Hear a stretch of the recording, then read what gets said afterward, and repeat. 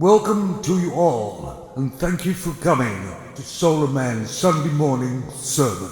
It is quite refreshing to see lots of people who look actually normal. I mean, there's no green, pink, red, orange hair. You seem to be dressed in respectable clothes, which proves there still is some normal people left on this clown planet. And some things are happening in the UK that are a bit, unnerving. Some building societies and banks even are closing people's account that they don't agree with the way they think. That's right. They don't want to keep your money because they don't like you. Makes perfect business sense, doesn't it? But this is how toxic wokeness is. Because that's exactly what it is. No common sense, no business sense. In fact, no logic at all. You can't run a business, or actually anything, on emotions and feelings alone. But femons use feelings and emotion all the time. There's very few femons that can actually think logically, at least for any length of time.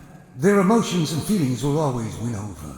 Take a look at Disney. It's being destroyed from within by feelings and emotion, wokeness. And the only reason the company is still around is because it was so massive before.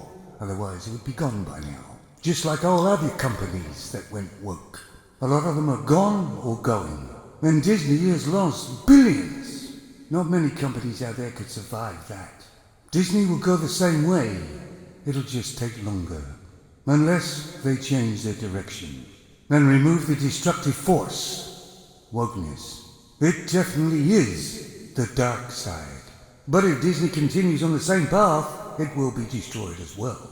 The trouble is that wokeness, or feelings and emotions, is devoid of all common sense. Think of a bank closing somebody's account because they don't like what car you drive. Wokeness doesn't pay attention to any facts or any reality. That's why people can now identify as a frog. I identify as a teapot. See my spout, but only on Sundays. Come on guys, it's got femon written all over it. Take a look at mostly all the news nowadays. It's generally about, gossip.